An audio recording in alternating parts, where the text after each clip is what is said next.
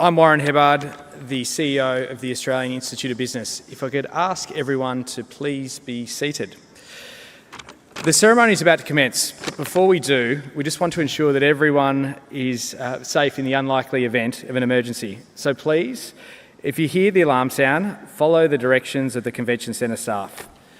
Our graduation ceremony of 2024 will be hosted by Dr. Alicia Stanway, Senior Lecturer and Discipline Lead, Human Resource Management. To formally open the ceremony, please be upstanding as we welcome the members of our academic team. Please be upstanding.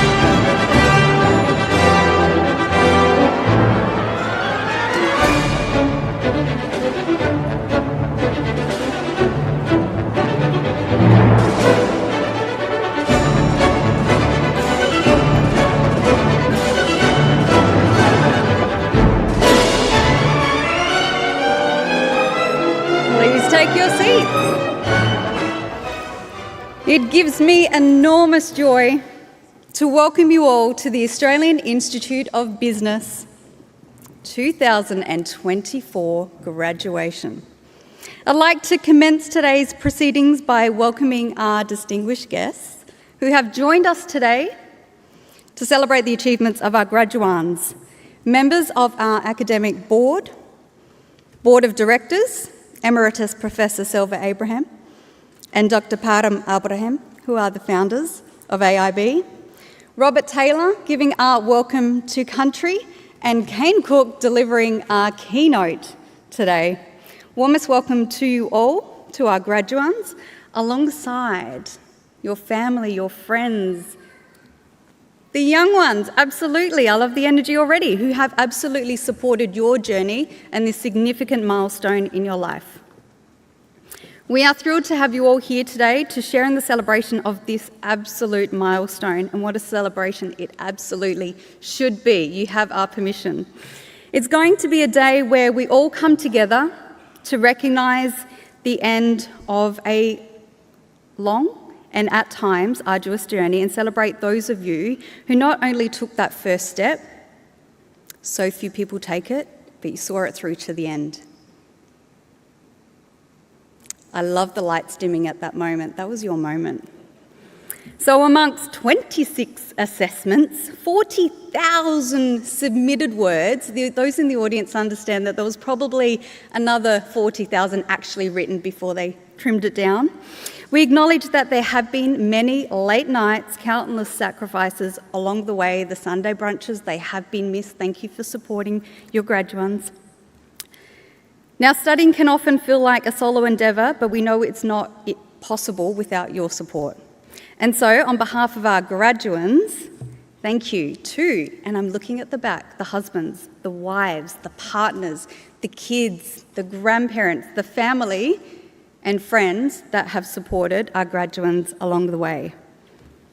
What do you reckon, guys? Do you want to give them a round of applause? Yeah. And how timely for me to say that while this is a formal occasion, it shouldn't be a solemn one. So as each person crosses the stage, they're going to be front and centre for a short few moments. And so for those of you in the audience, kids, this message is for you. When you see mum and dad cross the stage or people you are here to support, you have my permission to cheer and be as loud as possible. We want you to enjoy this moment. Now, we are a global organisation and we recognise the traditional custodians of the lands on which our students study, both here in Australia and overseas. I understand a few people have come over from Canada, which is amazing, and I'd also like to acknowledge those watching via the live stream. We virtually see you also. Today we meet on the lands of the Kaurna people, and so I'd like to invite Robert Taylor to the stage. Robert is a proud Kaurna man who has spent many years learning and sharing his culture locally, nationally and internationally. Robert has been playing the didgeridoo, and we get to hear it today, since the age of 8, and sharing traditional dance and ceremonies in his communities since the age of 11. Please join me in welcoming Robert Taylor for Welcome to Country.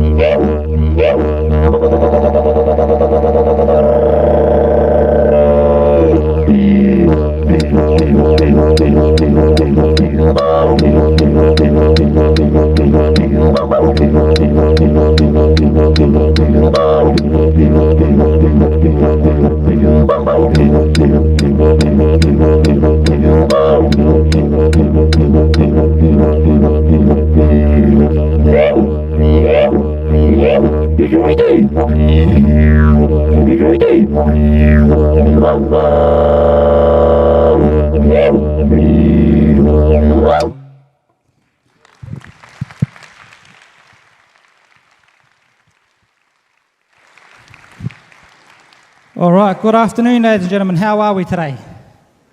You can do a little bit better than that. How are we today? All right, family and friends up the back. If we're anything like these graduates down the front here, look, can you fellas say deadly? Deadly. I like to use the term deadly, but in a non-venomous way, yeah?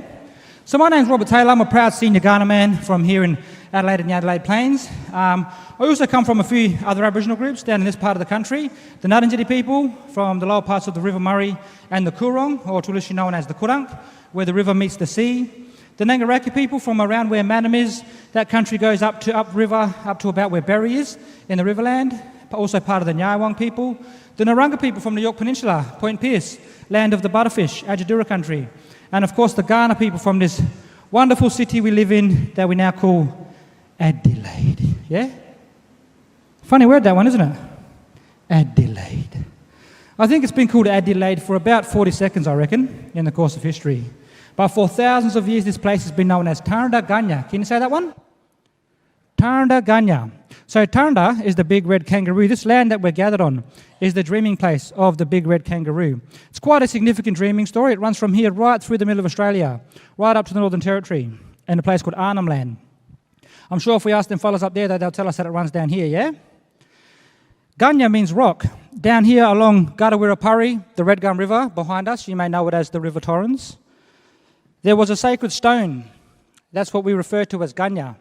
There was a sacred stone down here. Unfortunately, during the 1830s, in the Colonisation Act, this sacred rock was quarried out to help build churches that we see around Adelaide, such as Trinity Church just up here on North Terrace, and also the big cathedral down here in North Adelaide.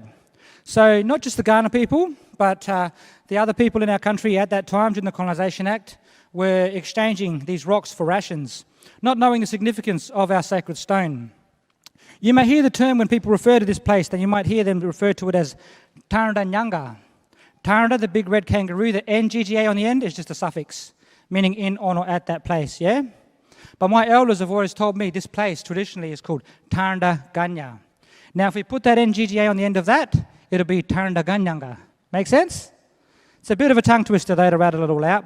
But we are here together today and we are blessed down here on the banks of Garawirapari, the Red Gum River, the River Torrens and Kaurna country. So on behalf of my Kaurna elders and ancestors, it's a pleasure to welcome you here today in language. Nyanki Nyamiana, Namani. Mani Nabuni Nalaku Yatta, Tarnda Ganyanga Garawirapari Kaurna Yatta. Nari Robert Kari Karamutaila, Nanandri Nangaraki, Ranga Kumagana Miana. Mani Yalu Tampri Kaurna Miana. Kumanad Lupana, Yatanga, Imbrendi. Tabdala Bukiana, Burkana, Kumagana Mini Yalda. Na Yakrandalia, Na Yungandalia, Na Chalia. Ladies and gentlemen, did you understand all that? You heard Robert Taylor? That's me. I guess when we're speaking in a native tongue, it sounds fast anyways, and I tend to talk fast anyway, so it's sort of like a chipmunk version, I guess, of me speaking in my language. But to begin with, I said Namani. Namani is a basic greeting. Some of you may have heard the term Ninamani as well. It means the same thing. In the language of the Kaurna people, if you're speaking to one person and you say Ninamani, you're saying, how are you? If you're speaking to two people, you'd say Niwamani. Or three or more, you say Namani. Yeah? And it's sort of derived from our ancestors, the old people. If you ask some of the old people, if you say to them, how many sons do you have? They'd say one. Or after that, he may say two. And after that, we'd just say many. Yeah? So our language, it wasn't as complex as the English language. It was more about the context of what we were speaking about. So some of our words can have a few different meanings. So Namani is the basic greeting. I said, Mani Nabudni Yalaku Yata, Tarnda Ganyanga Garawirapari Kaurna Yata. Mani Nabudni, we use that term for welcome, but it actually means glad you come. And as I mentioned about the context, I travel to the Riverland quite a bit. And as I'm going up there, I see the signs and it says, welcome to Swan Reach or welcome to Mannum. But to me, that sign reads, glad you come, yeah? When I come back down here to the city, I carry my spirit with me everywhere I go. My spirit speaks to me sometimes more powerful than my mind. When I walk into a room or a building and I see that sign saying welcome, the essence of that is glad you come, yeah? So originally when we say Mani Nabuni, we're saying welcome, but it's also a pleasure to be here alongside you. And on behalf of my Kaurna elders and ancestors, past and present and emerging, it's a pleasure to stand here with you, alongside you, acknowledge country, and welcome everybody here tonight. Thank you, family and friends, for coming along tonight as well and supporting the graduates, and congratulations to all the graduates. I'm not going to do no acknowledgements to delegates or dignitaries because we are all VIPs in this room, not only our graduates but also their families for all the support that they offer them throughout their journeys. So it's a pleasure to be here. To leave us with one last blessing, I say, Bukuyana miana yanchi yaraku nyadluku yarananku, yanchi yara tirapanga, nyadluku miana tirapanga kuma. In language, I ask my ancestors to call upon the spirit of your ancestors, of whom the shoulders that you walk upon today, to come together in the spirit world as we are in the physical world. Bless this land, and equally as important, bless each and every one of you and your family here tonight. We don't have a term for goodbye, because goodbyes are so final. So in our language, we say nakura, and that means we'll see you later, because we believe in circles, and we believe that our paths will cross again, whether it be in this part of our journey or the next part of our journey, in the physical world or the spiritual world. So I'd like to thank you all for your attention today, and once again to all the graduates, congratulations and have a great ceremony. Nachalia, nakora. Thank you very much.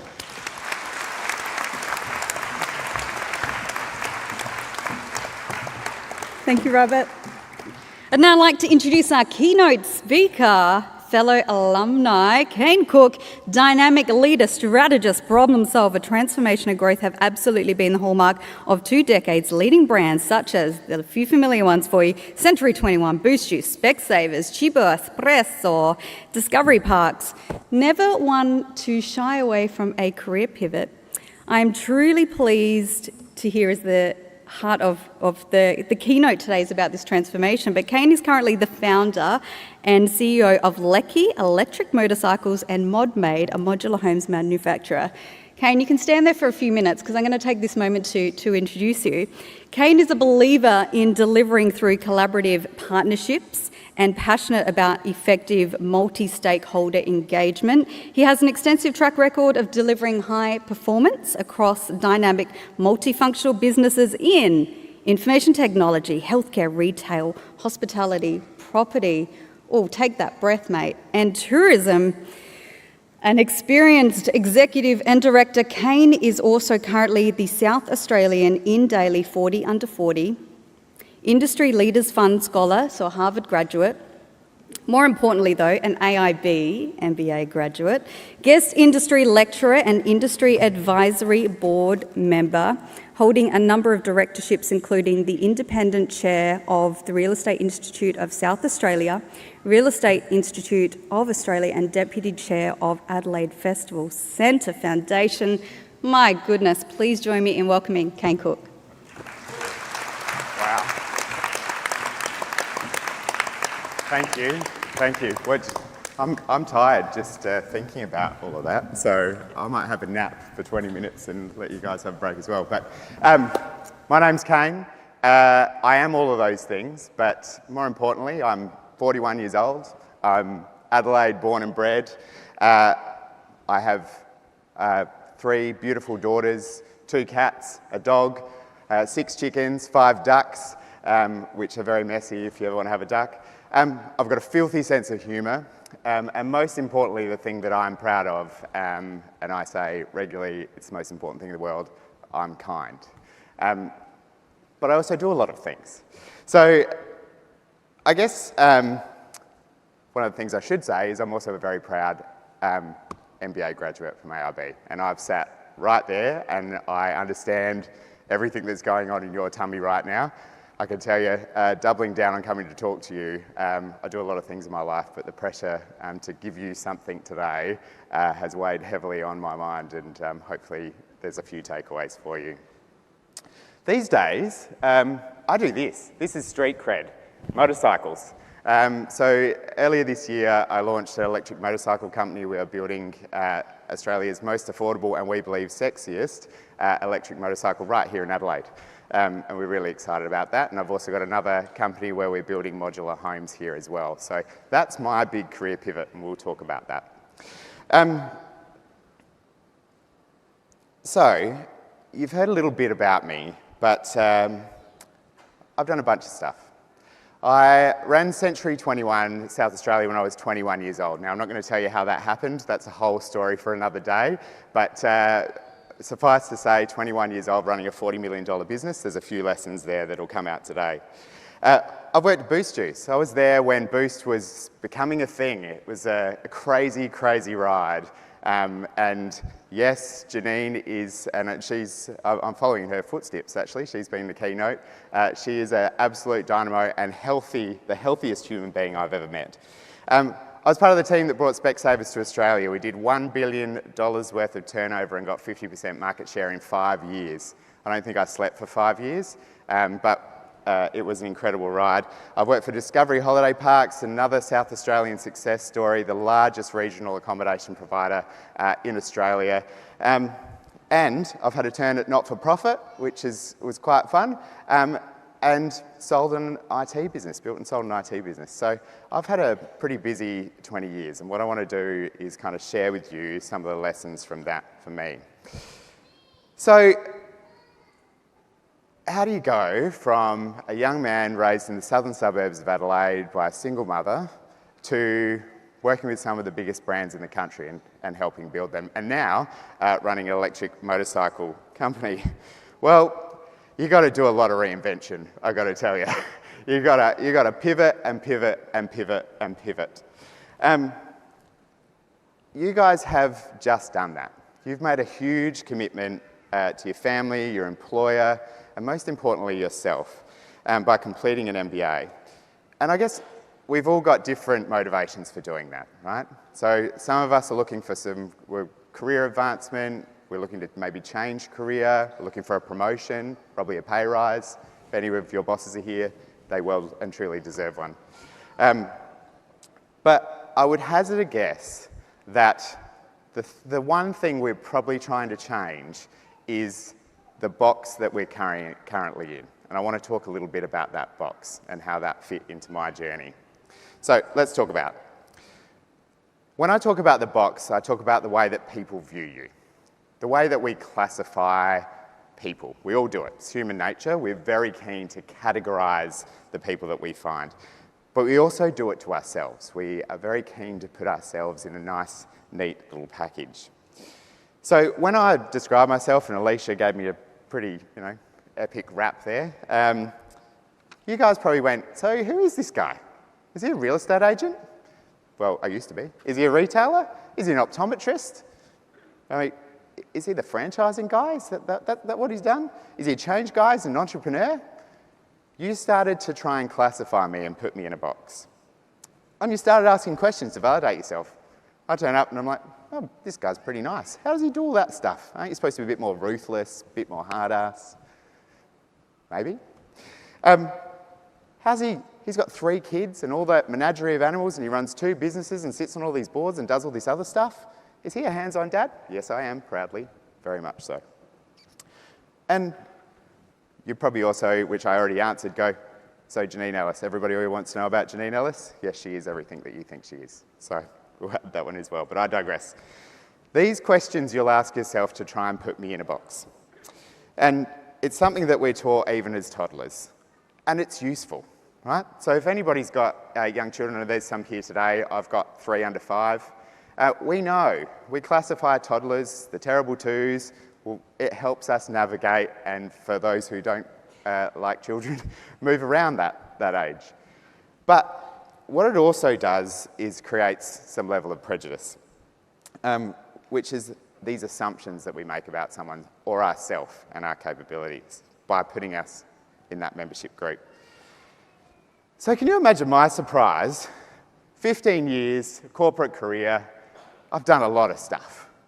I've worked with private equity, I've grown brands, I've got market share, I've got double-digit growth, I've managed P&Ls in the tens and hundreds of millions of dollars, and then all of a sudden I wake up one day and I'm the franchising guy.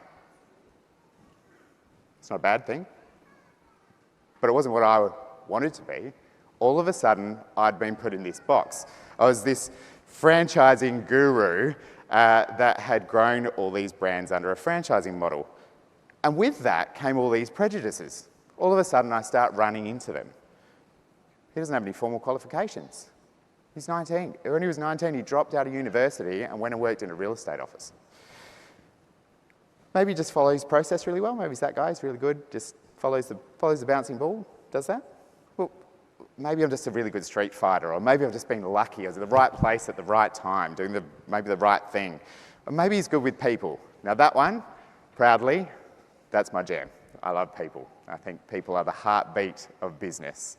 Even a highly automated, highly sophisticated business doesn't work without human beings. So that one, I definitely would agree with. But that's the box that I was put in, and all these questions were put around me. So all of a sudden, after all these years of hard work, building a personal brand and a reputation, I'd hit a ceiling.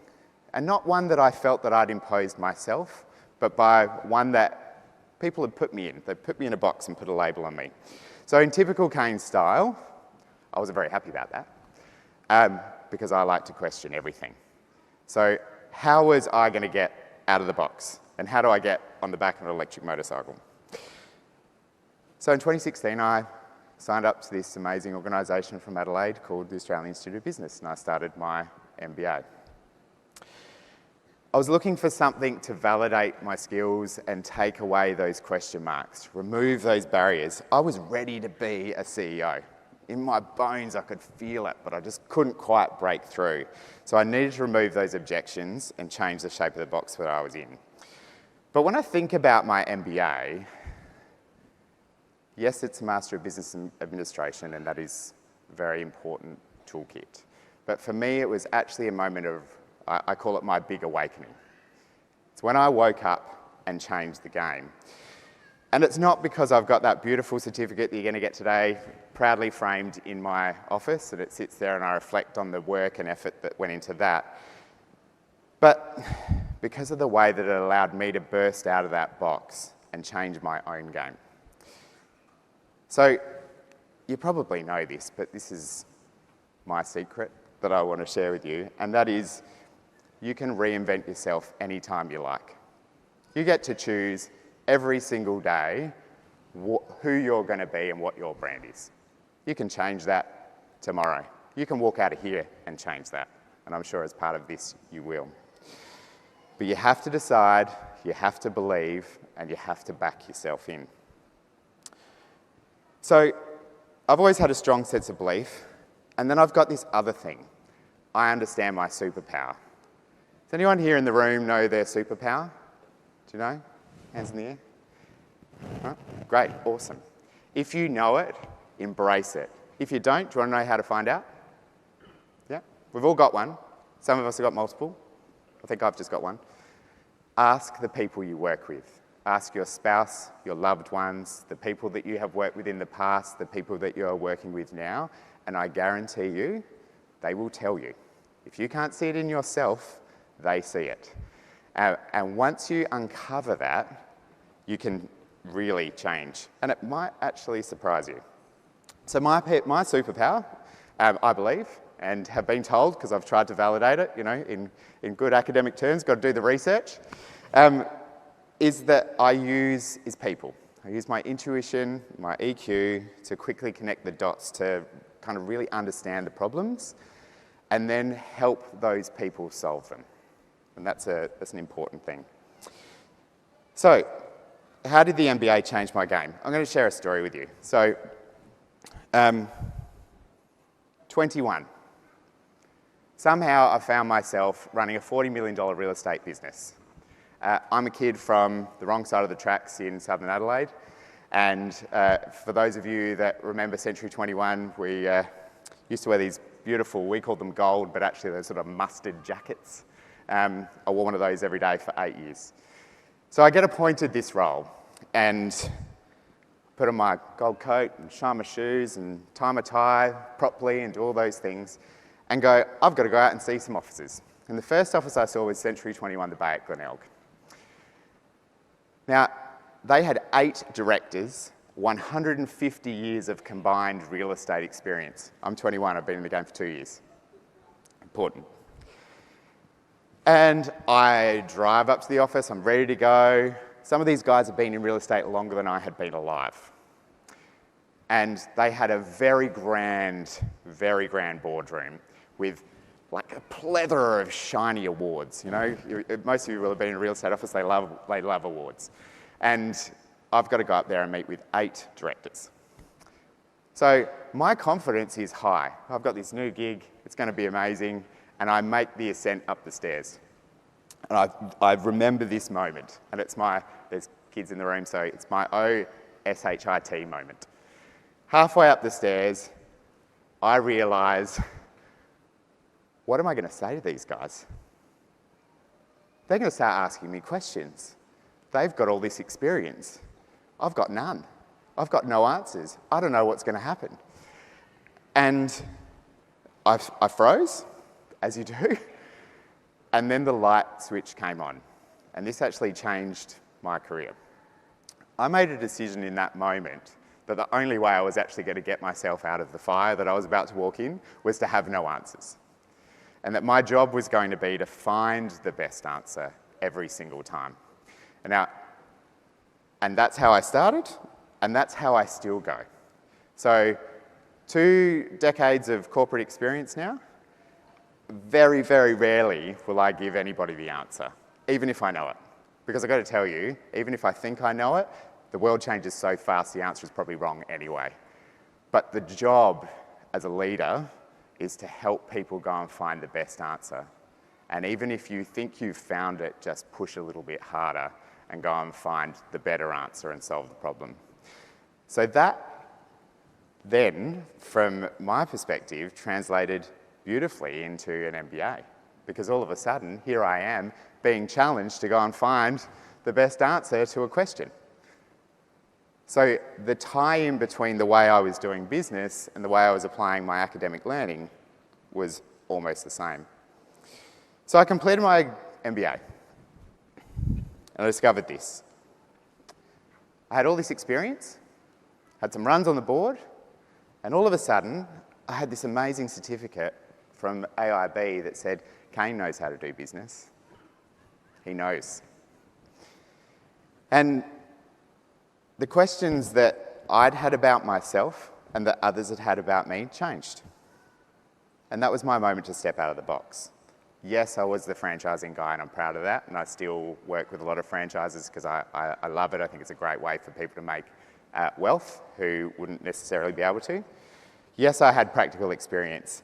Yes, I'm really good at process. I love process, really into it.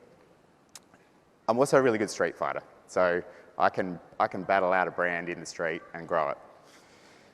I definitely have also been lucky. I've had moments where I wrote to Janine in 2008 and I said, I've got a bunch of daggy dance moves. I've been working in real estate for 8 years and I think I could probably make a smoothie. Crazy, I got a job. But that was a little stroke of luck, I think, somewhere in there. And absolutely people are my jam, I've already talked about. And now I had a formal qualification to add to that. But the real secret for me in deep understanding is this. You've heard that I've worked in healthcare. I've worked in retail. I don't make a bad coffee these days on the home machine. I have transversed series of different verticals. And the thing that I understand now, and the reason that I can do that, and the reason that that guy's sitting on an electric motorbike and he's also building houses, is not because I know technically how an electric motorbike works. I've got a bunch of really smart people that know how to do that. But I understand that the fundamentals of business, the business basics, are translatable. Business is business, human beings are human beings. If you understand that, you can move and pivot. One step this way, one step that way, a full 180 if that's what you want to do, because those skills are transferable. And once you understand that, the world changes. The opportunities get different. So understand that, choose something that you get really excited about, add your superpower. I've just told you how to find that out. It's not as complicated as you think, I promise you. And you can pretty much play anywhere you like. So then your ability to pivot, to step outside your box, reinvent yourself, take a leap with confidence. This is what you guys have got at the end of your MBA. You've got the fundamentals that say, take the leap, do the thing. What I know is that electric motorcycles, they're coming.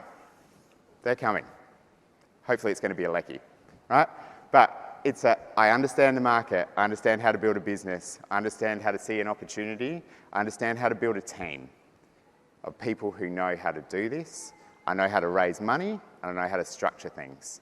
So the fact that if you ask me to pull that motorcycle apart and put it back together again, I've got no idea, is actually irrelevant as long as I've got the right people around me. Every business that I've worked in has its own lesson. Real estate taught me the perpetual power of relationship. Those for me last even today. You heard I chair the Real Estate Institute here in South Australia and I'm really proud of that. Boost Juice taught me the power of system. To fail fast, and we failed a lot in those early days I can tell you, and pivot often. Specsavers taught me the power of scaling fast, going hard, being relentless. You do not get to $1 billion of turnover and 50% market share in 5 years if you don't go for it. And Discovery Parks taught me this deep appreciation for value creation. If you're not creating value in your business, what are you doing? So since my MBA, you've heard, I've completed the AICD course. I've studied at Harvard, which is I never would have had the confidence to do without an MBA behind me. I've been named in Daily 40 under 40. I'm no longer under 40, but I still proudly carry that one around. And I've become a non-executive director on multiple boards. But the most exciting opportunities appeared, and Lecky was definitely one of those. But I've had to back myself. So all those lessons that I learned, I had to go, I'm giving up the security of comfortable salary. I've got 3 kids, a beautiful wife at home, and I'm gonna have a punt. I'm gonna back myself, and I'm gonna bring all of that information that I learned in my MBA, all that career experience, and have a go. And I can tell you, it's really scary. It's really, really scary. But here we are. Lecky is live. They're on the road. We're selling bikes. I'm flying to London in 3 weeks to talk about launching them in the UK. The dream is becoming something, and whether it becomes a success or a failure, I can tell you one thing, I'm going to learn a lot. And mostly, it's that ability to back myself. So you've got an MBA now, or you're going to have one in a minute. You've got the fundamentals. That's the secret weapon. Superpower, unstoppable, burst out of your box. Whatever reason it is that you are here, take the opportunity to get out of it. Challenge yourself. Do something that maybe you never thought you could do. Because I can tell you right now, that little boy that grew up on the south coast of Adelaide, if you'd told me that I would be running an electric motorcycle company, I would have laughed in your face. That was not on the cards for me. But somehow, if you're open to it, things appear. So celebrate today, but I will challenge you. You've done this bit. Enjoy it, enjoy the moment. But what are you going to do with it? What you do with this when you walk out of here today is what counts, because that's how you level up. That's how you do something that might blow your hair back, blow your hair off, ignite a fire, open something that you never thought was possible for yourself. And please, don't let the current box that either you have yourself or other people have in limit that possibility. Lift the lid and get out of there if you want to. Play in a different vertical, do something fun, challenge yourself with a new role. And for me, I just think that you have the opportunity to pick up that pen and rewrite your own story. That's what I choose to do. Will I be doing electric motorbikes in 10 years' time? Probably not. Probably do something completely insane because I just can't help myself. But what I want you to know is, and I hope this has come through, is that the MBA is a great foundation for you to rewrite your own story. And I really hope that you do that, and I'll be cheering you on when you do that. So that's me. Cool. All right. Absolute pearls of wisdom. I'd now like to introduce Associate Professor Muliady Robin, for our Acting Academic Dean, for our academic address. Thank you, Alicia. Good afternoon, everyone. Our VIP guests, especially Professor Selva Abraham and Dr. Param Abraham, the founders of AIB, members of the Board of Directors, members of Academic Board, my esteemed AIB colleagues, and most importantly, the focus of today's celebration, you guys, our AIB graduates, and of course, the family and friends who are here, both in person and online, to witness this today. My name is Muliady, and as Alicia mentioned, I have the privilege of being the Acting Academic Dean for AIB, and it is truly an honor and pleasure for me to be here today celebrating this in this wonderful setting with you. It is the celebration of a culmination, as Alicia mentioned earlier, of many hours of study, assessment deadlines, and the skills and knowledge that you've built over the course of your studies with us at AIB. With over 140 of you here crossing the stage today, it is truly a day for you to celebrate. Celebrate yourselves and your achievements. You've taken on a significant challenge. You've worked hard, persevered through the ups and downs of not just study, but life itself, things that life has thrown at you, whether it's personal or work. And today marks a significant milestone in not just your study journey, but your personal journeys. One that signifies, as Kane mentioned, not only that you've accomplished your goals, but you've also accomplished your qualifications. Congratulations. Today is also a day for thanks and acknowledgement of the people who have journeyed alongside you. Not just to the staff at AIB, who I'm pretty sure many of you would have said thanks to a lot today, but also to those who have walked alongside you. Your family, partners, colleagues, course mates, and friends who have supported you throughout your studies. Now, reflecting back on my own study journey, I don't think I would have been able to do it without my support network, my village. I was working multiple jobs and navigating postgraduate studies, and that wasn't easy. And I know that that holds true for the majority of you here today. So do look around you. Take a moment and look around you and acknowledge those who can be here today, those who've cooked meals for you, coped with your mood swings, or filled in when you weren't able to because of your studies. I know that was me anyway. And for those who are not able to be here today, I'm sure that a word or note of thanks would be appreciated. And in a few moments, as you cross this stage, you will not only join the over 16,000 other AIB graduates around the world, but also become a part of a graduation tradition that has been around for centuries across many countries and cultures. You can also be proud that you will be graduating from an institution that's recognized as Australia's top program for business and management postgraduate overall satisfaction score, and one of the most established private higher education provider with over 40 years of history, and the first one to be able to offer the full suite of business degrees, including our prestigious Doctor of Business Administration Award, the DBA, and the Doctor of Philosophy, the PhD.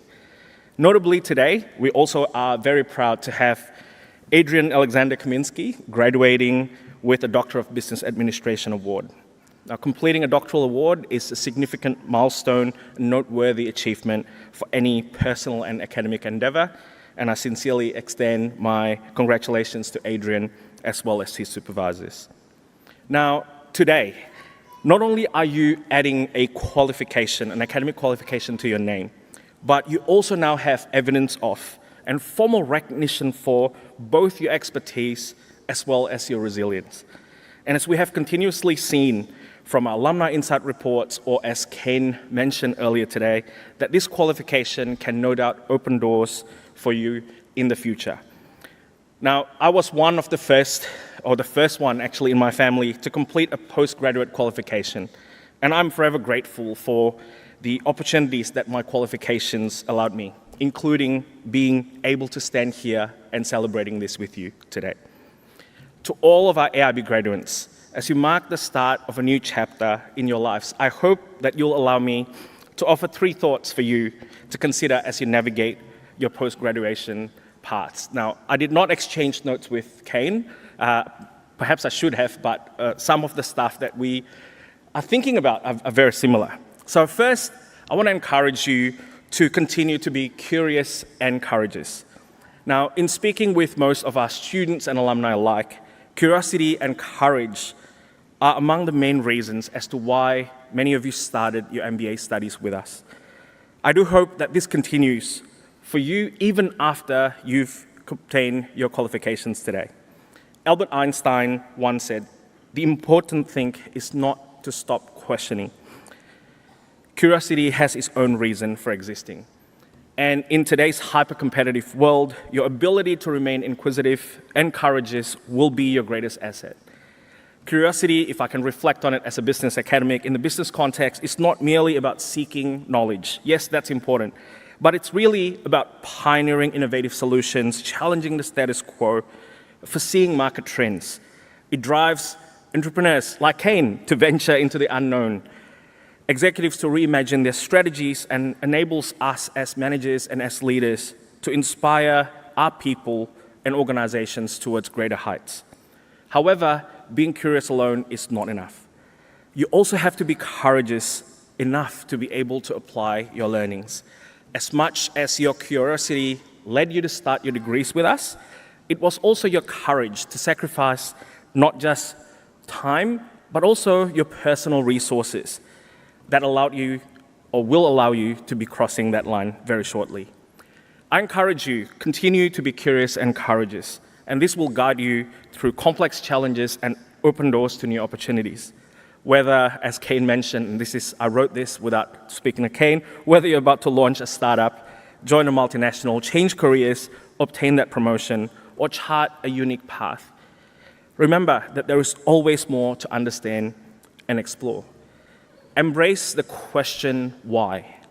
Have the tenacity to follow it with, let's find out, and the courage to say, let's do it. Second, I encourage you to walk the future with integrity and ethics. I have the full belief that your education with us at AIB has equipped you not just to be a success, but to be a leader in your own fields. As you forge your paths and make your marks on the world, I urge you to strive for a positive impact that extends beyond personal achievements, to influence and improve the communities and industries that you touch.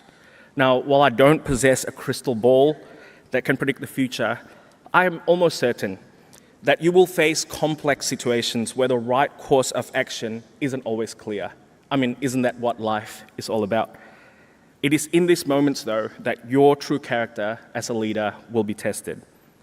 Professor Adam Grant, one of the leading thinkers on human behavior, asserts that true intellectual curiosity must be coupled with interpersonal curiosity. Put it simply, just like what Kane said earlier, people are the most important part of what you do going forward. Through both casual observation as well as from my own research in leadership, understanding that our actions and decisions impact not only our immediate self, but also ripple out to the wider community and has an impact on our future generations is key to successful leadership. This also underscores the importance of integrity and ethics in what we do. A reminder that in our strive for excellence, we impact others in profound ways. As you embark on the next phase of your careers, and I'm sure it will be an exciting one and a fruitful one, I encourage you to lead not only with the strategic acumen and professional excellence that you have honed through your studies with us at AIB, but also with a heart guarded with integrity and a mind that is attentive to the welfare and well-being of others. And lastly, I also encourage you to embrace resilience and adaptability. Life, much like business, is more often than not unpredictable. My late father, who navigated a number of career changes, navigated multiple recessions, including an almost tenfold, I remember this very clearly, tenfold devaluation of our currency in 1 year. So overnight, it was devalued by 10 times.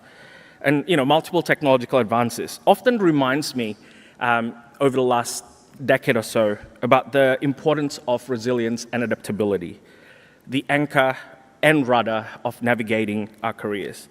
See, I think resilience is about our ability to bounce back from setbacks, learn from failures, and continue forward.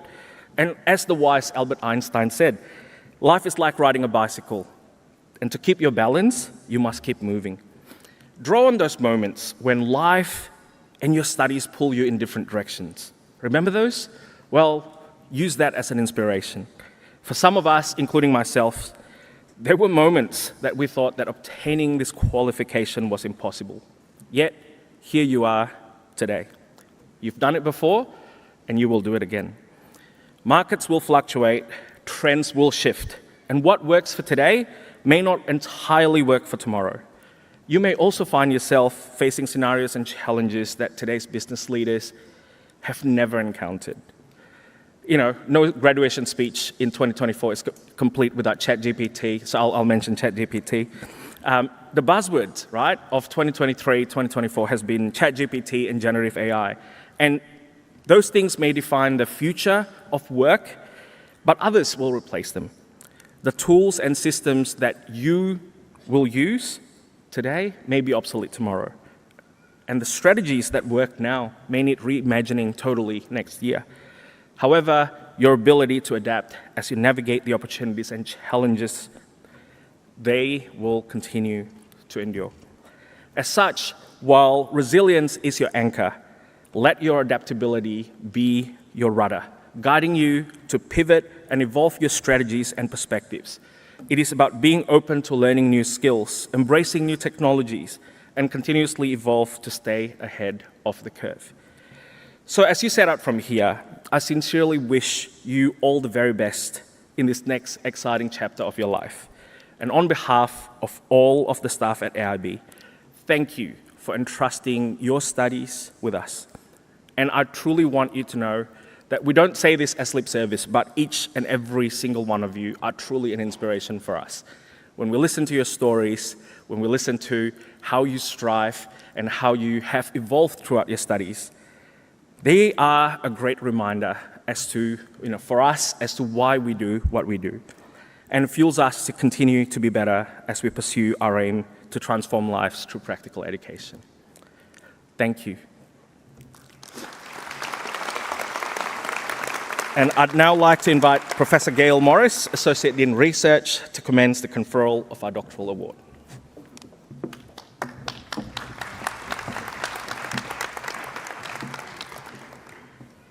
Thank you, Maladi. For the award of Doctor of Business Administration, Adrian Alexander Kaminsky, for a thesis titled Using Artificial Intelligence to Augment and Enhance Human Resource Strategy, Planning, Job Work Design, Staffing, Learning and Development and Performance Management, with Principal Supervisor Professor Alan Nankervis and Associate Professor Dr. Vishal Rana. Adrian examined AI's application in HRM in the Australian Commercial Media sector. His research revealed insights and perceptions around leveraging AI. Findings reveal strong interest in AI potential to assist management and enhance key HRM functions, while highlighting challenges around job redesign and ethics, suggesting that there is great optimism around AI's effectiveness in HRM.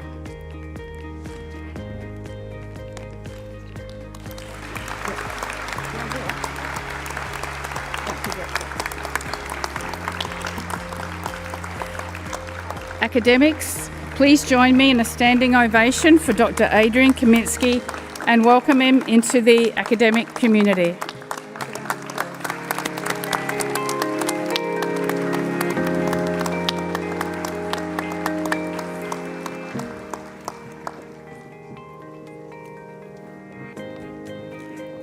I'd now like to invite Associate Professor Diane Kalendra, Acting Associate Dean Teaching and Learning, to commence the conferral of awards.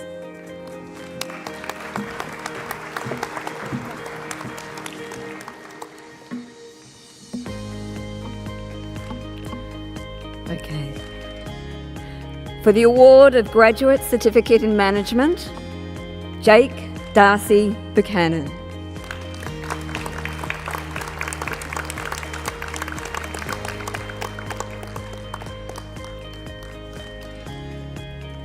Sarah Jane Calderwood.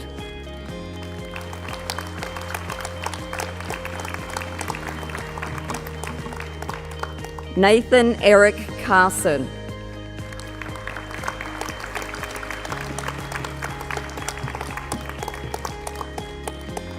Susanna Jo Kirby.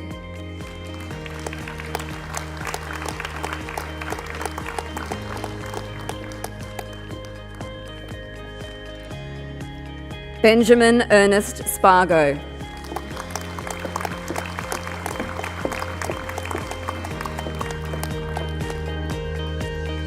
For the Graduate Diploma in Management,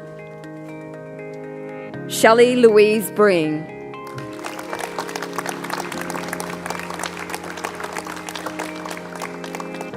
Lene Carter.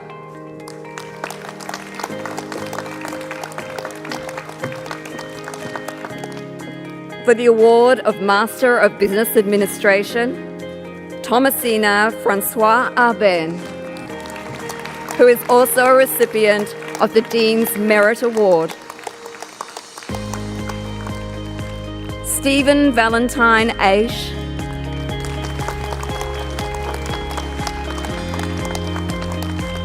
Alexander Ruth Allen.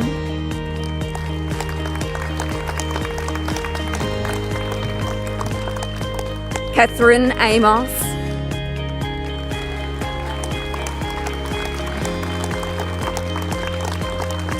Jyoti Chandra Arora, who is also a recipient of the Dean's Merit Award.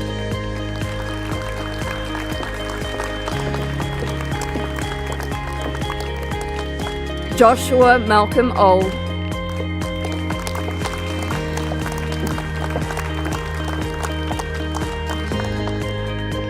Viet Tet Tang,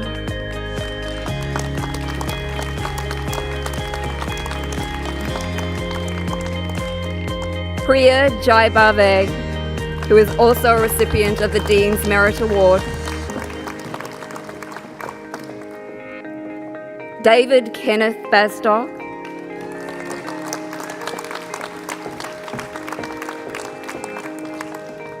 Kate Emily Bell,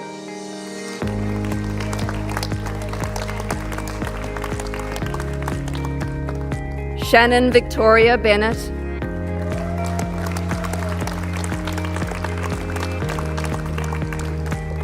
David Bakuzi, who is also a recipient of the Dean's Merit Award. Michelle Buffoon,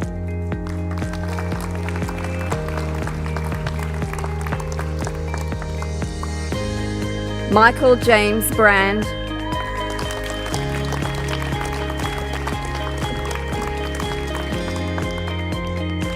Emma May Bruce, who is also a recipient of the Dean's Merit Award.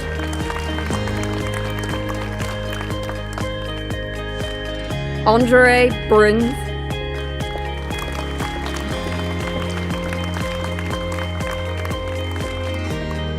Luke Biccarelli,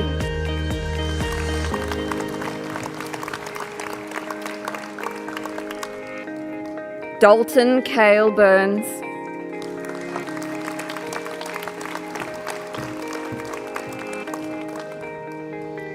James Stewart Cameron,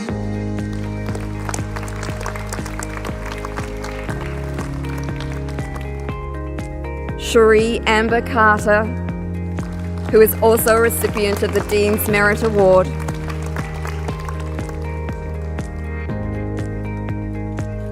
Sabnam Ajesh Nishant,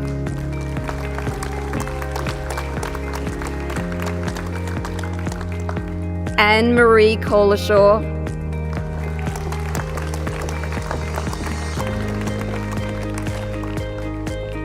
Michael Santo Colarafi,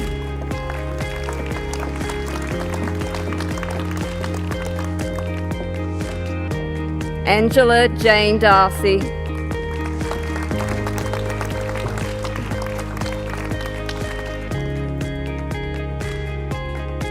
Joe Tiraman Antam Chandas,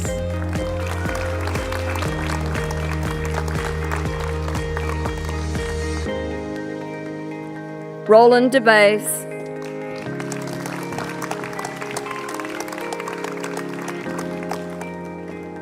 Simone Emily Dispora, who is also a recipient of the Dean's Merit Award.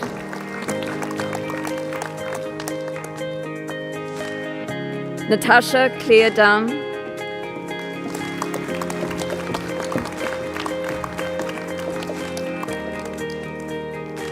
Lisa Dunn,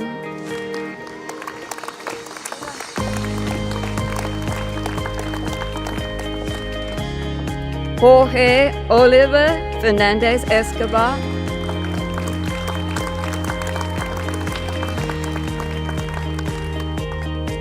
Giuseppe Filippo,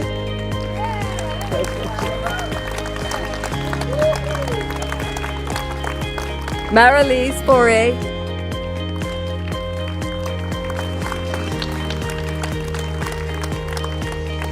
Jonathan Paul Fowler, who is also a recipient of the Dean's Merit Award.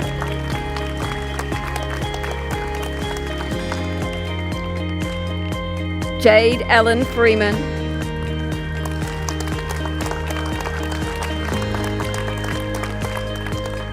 Philip Christopher Frigo,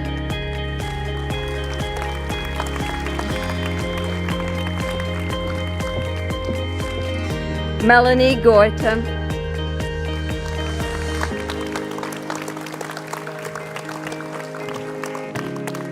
Victoria Gregory, who is also a recipient of the Dean's Merit Award, Julie Ann Grieg,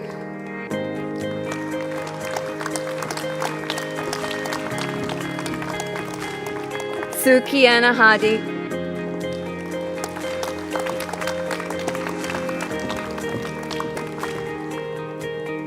Christopher Paul Haggett,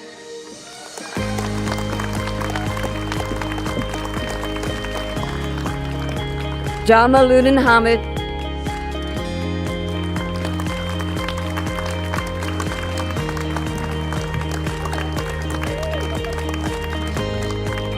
Tegan Louise Hannon,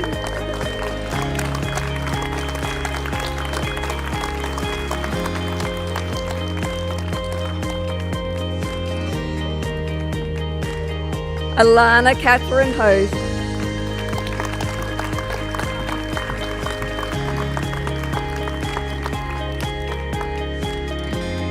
Claire Elizabeth Alice Eanston,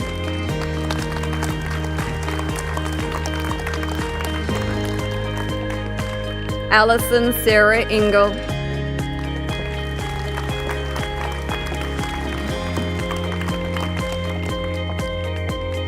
Viljana Jovanovski,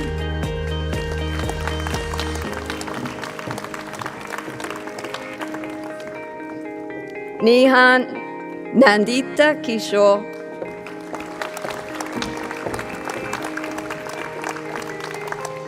Megan Knox,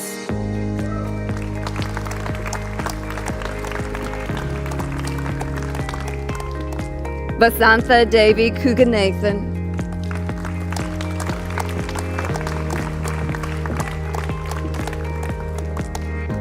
Vinal Kumar,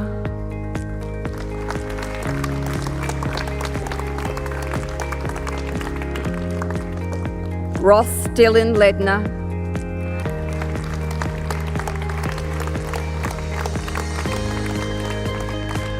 Jason Paul Linke,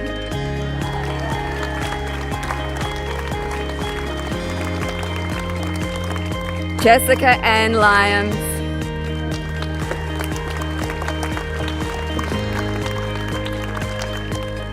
Jessica Kate Lyons,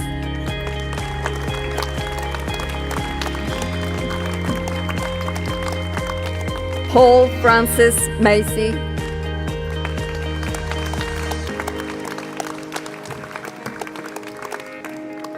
Gregory Andrew Madigan, who is also a recipient of the Dean's Merit Award,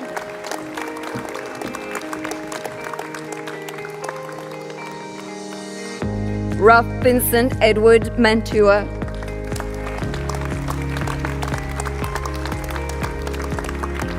Benjamin Martin,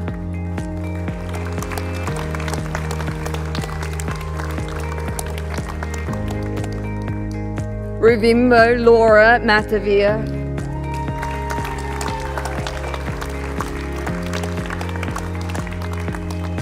Anita Karen Mattison, who is also a recipient of the Dean's Merit Award, Joel Stephen McCabe,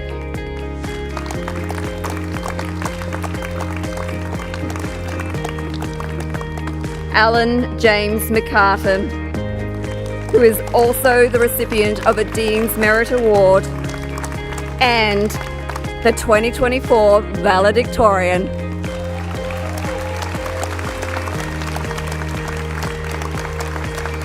Congratulations. Marcus Molan,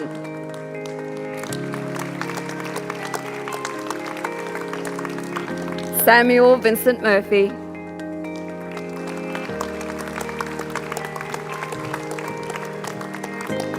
Catherine Jane Musgrove,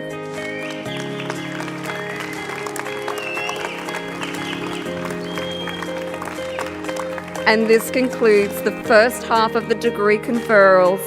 I'd like to invite Dr. Kavita Goel, Senior Lecturer in Finance at AIB, to present the second half of the degree conferrals. And I'd also like to remind everyone that this is a once-in-a-lifetime opportunity, so I'd love to see everybody in the audience, our graduates, getting behind every single celebration here today. Thank you, Kavita. Thanks, Diane, and thanks, Alicia. So let's continue with the award for Master of Business Administration, Mark James O'Connor.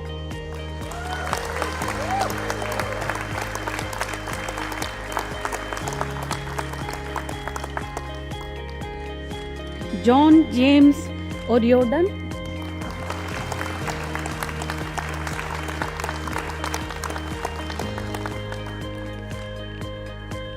Mark Eric Otera.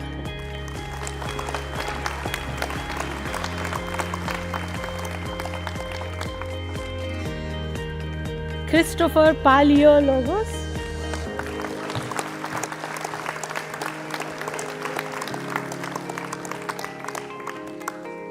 Emma Louise Paloski. Congratulations.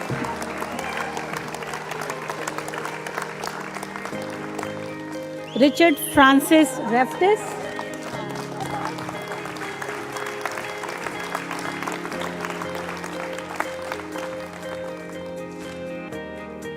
Rishal Raniga. Rishal is also a recipient of the Dean's Merit Award.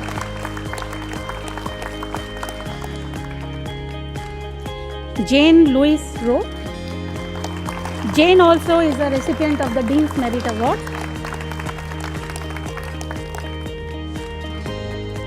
Ronaldo Batilong Sabrania.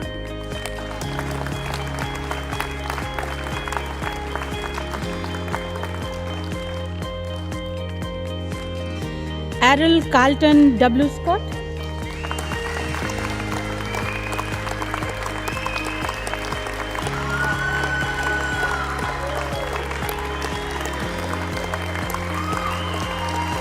Give him a big round of applause. He's completing MBA at a very mature age.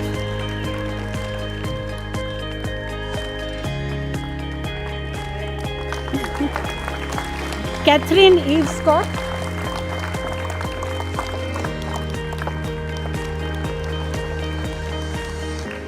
Farhan Mohammad Siddiqui.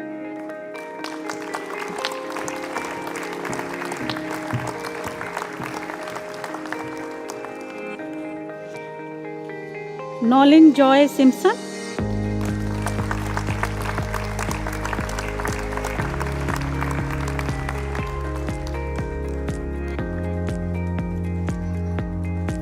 Jameel Kaur Singh.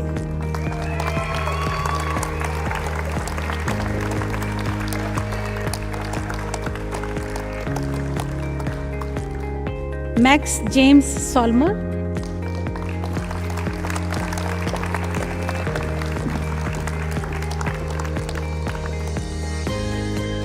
Sharni Marie Stones.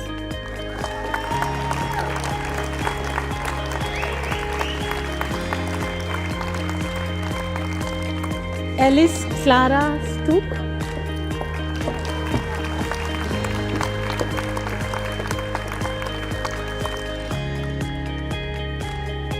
Sameer Mohammad Khalil Mohammad Sukar.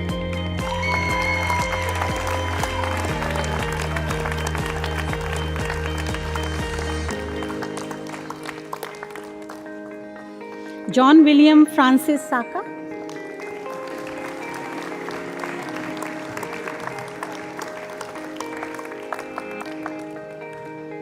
Fatehullah.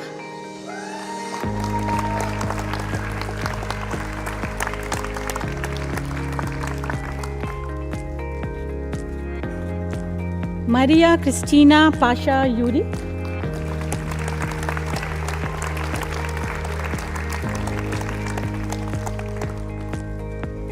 Les Jones Waggy.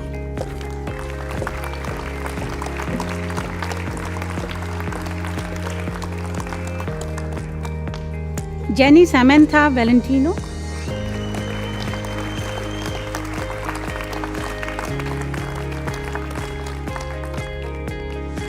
Daniela Tina Veka.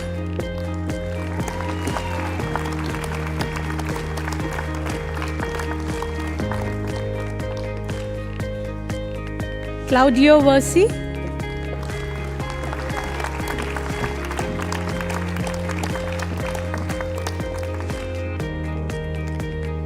Max David Ware,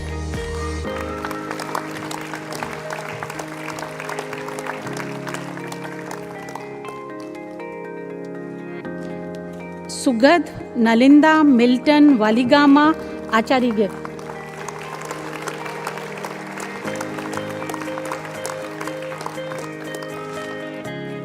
Ryan John Wilders,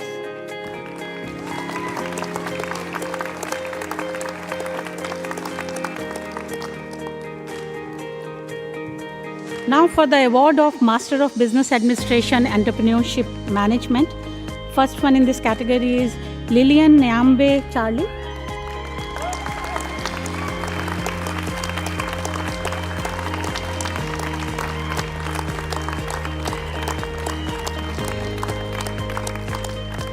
Benjamin Paul Cross.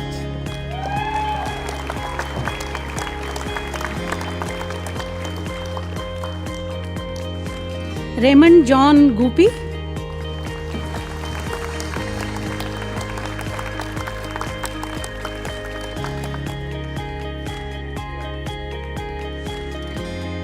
Greg Stewart Gray.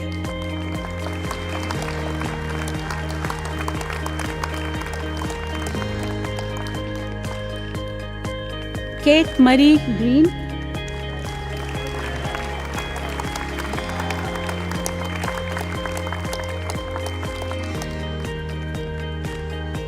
Michael James Hook.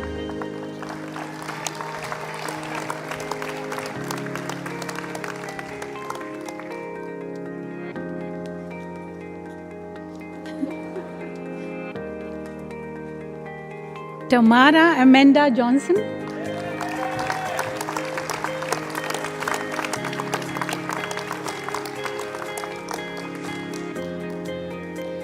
Kathy Marie Joyce. Kathy is also a recipient of the Dean's Merit Award.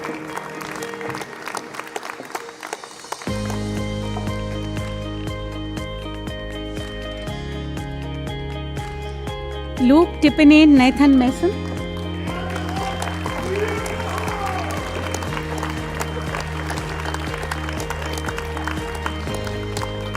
Timothy Joseph Miller.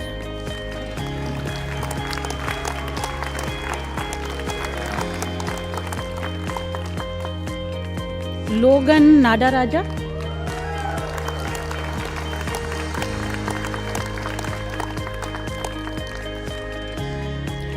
Mariana Sophia Seagram.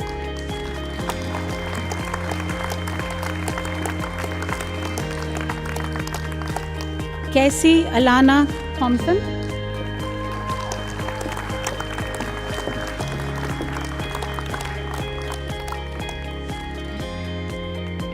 Now for the award of Master of Business Administration Finance. First one is Tina Michelle Carmichael.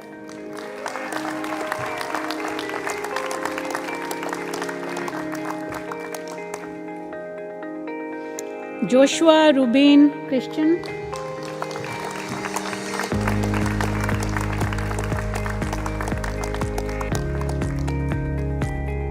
Jason Jerome Ferris.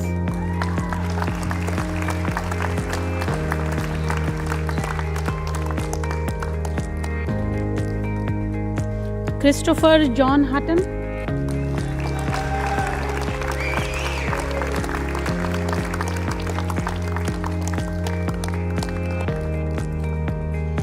Todd Andrew Johnson.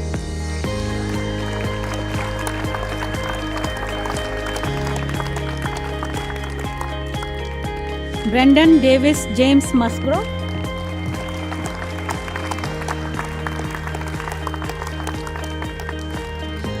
Dhanashri Shrikant Raj Gavinkar.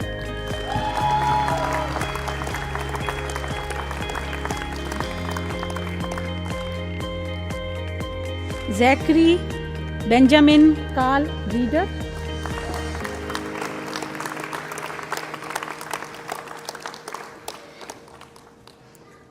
Michael Stephen R. Sisson.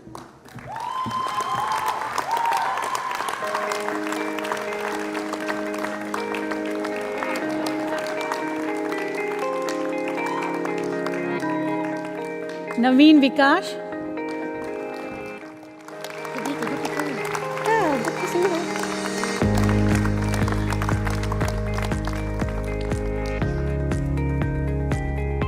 Now for the award of Master of Business Administration, Human Resource Management, Mariana Apa.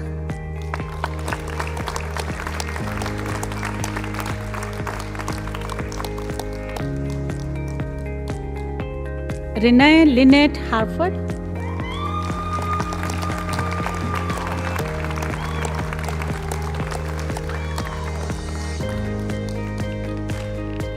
Daniel Charles Houghton.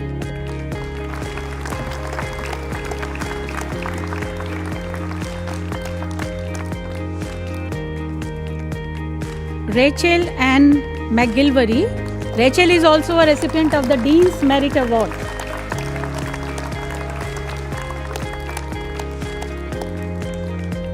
Jason Ribeiro.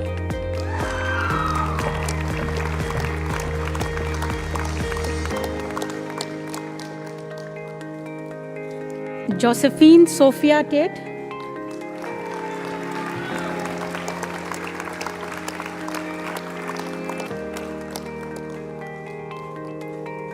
Samantha Ann Tokyo.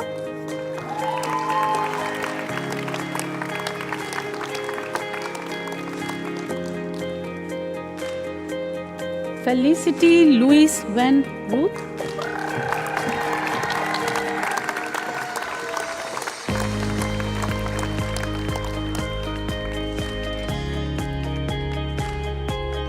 Katia Weigelt. Katia is also a recipient of the Dean's Merit Award.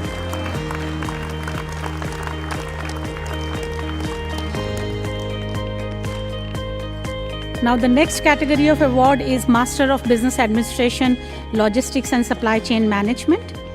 Cora Gordos.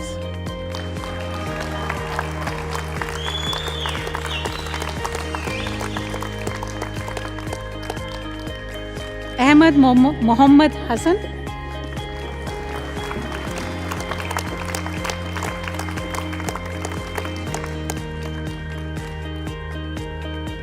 Now we are starting with the last category of award conferral today, that is the award of Master of Business Administration Marketing Management, Dominique Lira Cho.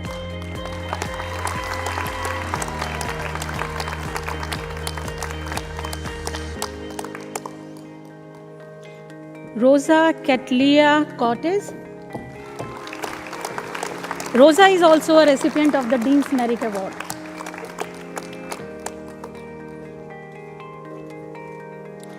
Sidalia Adelinsky.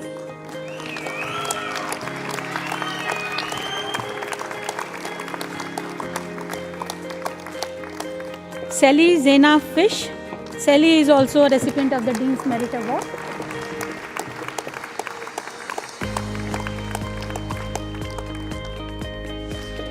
Fiora Lil Malka Forshaw.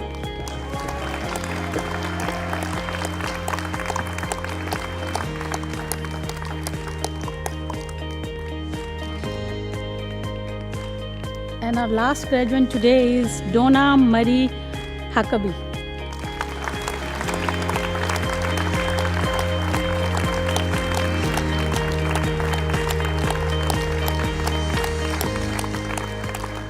Now this concludes the second half of the degree conferral. Thank you very much. Congratulations to all the graduates.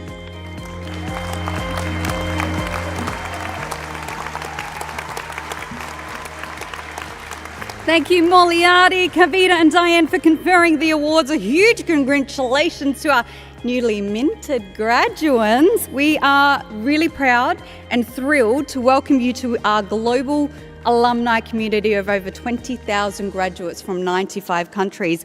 There are over 100 graduates who couldn't be with us here today in person, and so we would also like to acknowledge those watching perhaps from the live screen today on screen. Those at home, this is your moment to get the cameras ready in the lounge room, wherever you are. At the conclusion of the credit roll, we will present this year's valedictorian.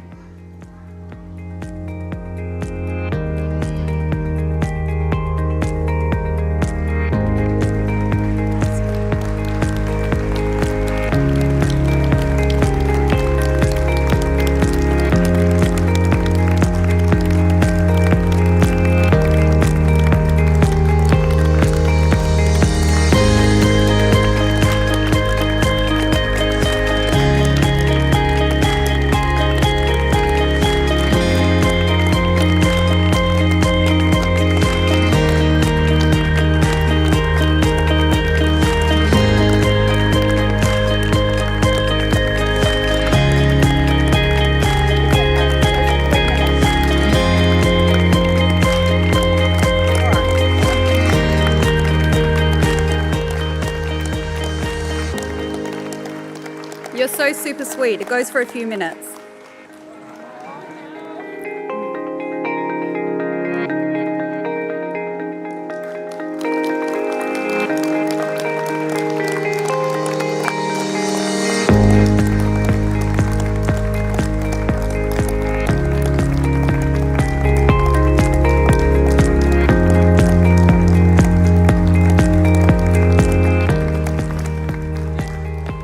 Nice work. I would now like to present the Valedictorian Award. Moriarty, that is your cue.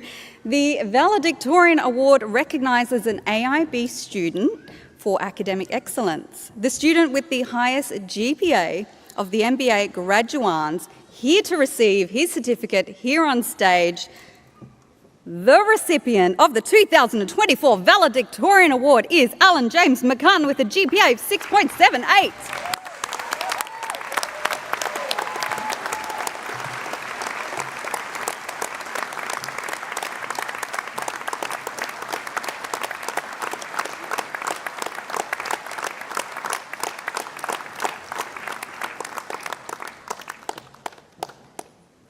The mic's yours, well done.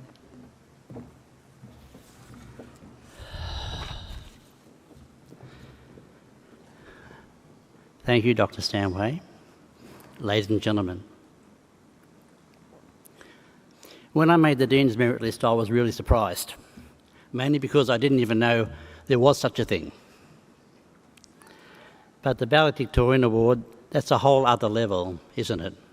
I certainly didn't expect that. You see, I don't think I even got the highest score on any of my subjects. There was always someone who beat me. As it turns out, obviously it wasn't the same person. And I was a bit disappointed with my grade point average. That's because I assumed that it was out of 10, not out of 7. Also, though, I had a very traumatic and disappointing start to the MBA back in 2015. And I was so put off by the experience that I quit after the first subject. And I had no intention of returning to the MBA. But when I successfully completed my chartered accounting degree, I felt more confident, so I returned to the MBA in 2022. But I knew this time I had to be much more strategic in my approach to study if I was going to go the distance. Stress and panic were my greatest fears. So I tried to make every day count, and I started every subject early, and I stayed well ahead of the due dates to avoid panic. And I was relentless in asking questions of my subject matter experts. I want to get my money's worth out of these academics. So here I am finally, and if AIB wants to know if its business model works, I'm living proof that it does. And because of this, AIB has given me newfound confidence and practical up-to-date business skills. For example, AIB has taught me to view things not only from my own perspective, but from the perspectives of others. It has also helped me to recognise and acknowledge my own biases, not just the biases of others. I've also learned that the leader-follower dynamic is crucial to successful and sustainable leadership. And to achieve that, I need to continually work on my self-awareness and awareness of others, which is why this speech is not going to go on for much longer. It surprised me to learn that in the end, the MBA doesn't make me a knowledge expert in anything. Instead, it has given me the critical thinking tools I need for business. It's actually opened new career opportunities for me, and it's lit a fire in my belly for continuous learning and growth. I actually think it has begun to make me a more rounded and better person, both professionally and personally. So I want to congratulate AIB and its dedicated staff for making this impossible dream a reality for me. For special mention, thank you Dr. Mahan Paul Hussain Zadeh for helping me resolve my struggles with the leadership assessment requirements when I first returned to the MBA. It's thanks to her guidance that my subject results were solid, and it helped set a personal benchmark that spurred me on throughout my MBA. Thank you, Dr. Uwe Kaufmann, for demonstrating the precision, clarity and brevity I needed for my capstone subject. I'm now finding this useful in my business writing too. Thank you, Dr. Tarek Rasul, for your great advice during capstone, and I believe it's great advice for my business and personal life too. Don't overthink, keep it simple and meaningful. And thank you, Ms. Barbara Coate, for transforming my approach to research and for lobbying on my behalf with the academics during my capstone project. You are AIB Gold.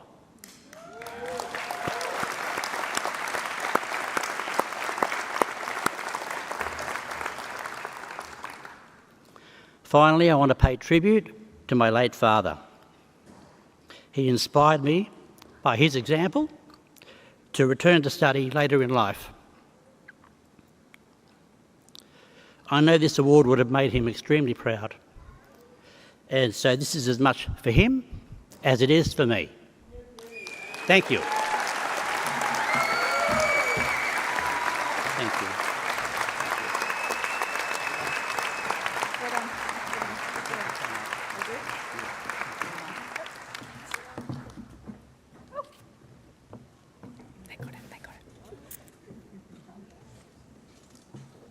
It's that moment. Alan, did you want to come back and get your certificate? So glad you persevered, May. Amazing speech, an outstanding achievement. Well done. Let's give him another round. I'd now like to welcome Mulyadi back to the lectern to present our honorary award. Thank you, Alicia. The Australian Institute of Business has presented the honorary award title of Emeritus Professor to Ingrid Day. As Ingrid is unable to be here today, this award was presented to her at the AIB offices in April. Please see the highlights from the ceremony. The Emeritus designation means because of merit, and it's an honorary title which can be used forever in perpetuity, and it's awarded for significant contributions to AIB.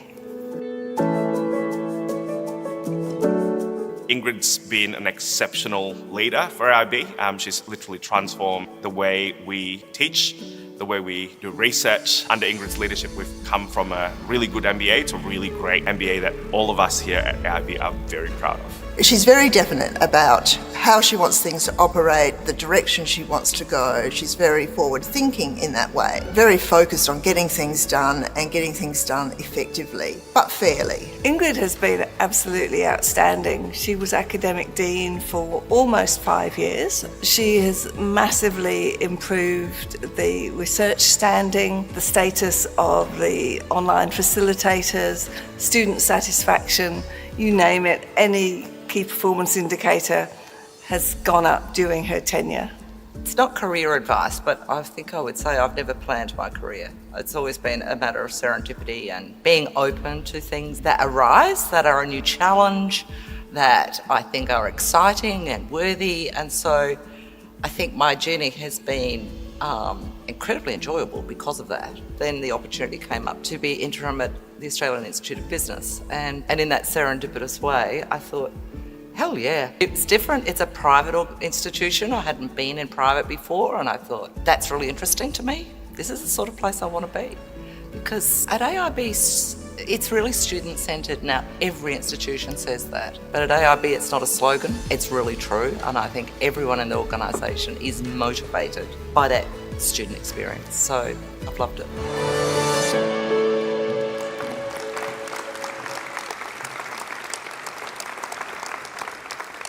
Now, I'd like to thank our keynote speaker, that is you, Kane, our fellow faculty joining me on the stage here today, our amazing staff in the room. Congratulations to all of our graduates.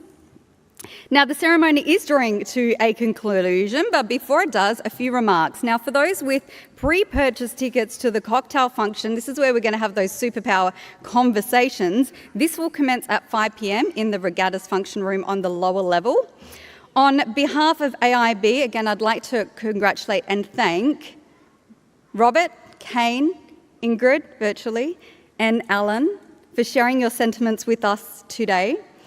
Would also like to give a very big warm welcome to the many AIB staff, a lot of who are here today, but also some are holding the fort back at our offices, that have absolutely been a part of all of our graduates' journeys. An occasion like this is no easy feat, so we'd like to particularly thank Delvine for her meticulous event management, alongside Annalise, the rest of the AIB team, who contributed to making your day really special today.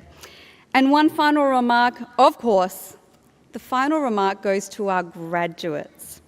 Thank you for trusting us with your education, your career development, career advancement, for travelling nationally, internationally, overseas. Very impressive. Thank you for being here with us so we can help you celebrate today. Thank you for staying the course and for making it to the finish line. Now, in the words of Kane, we look forward, I really can't wait to see how you take that metaphorical box, and what are we doing? We're just going to absolutely smash it. From all of us here at AIB.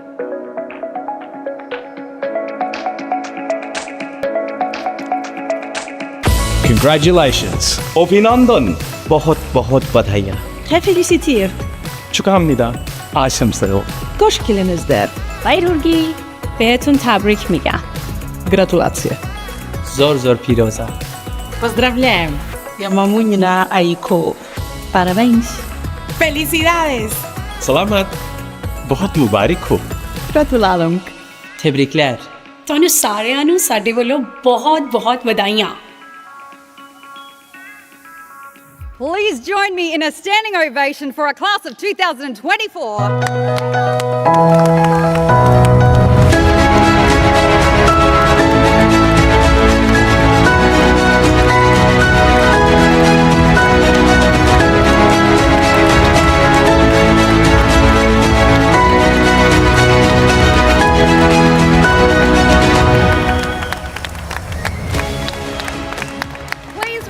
Standing for our academic procession. There we go.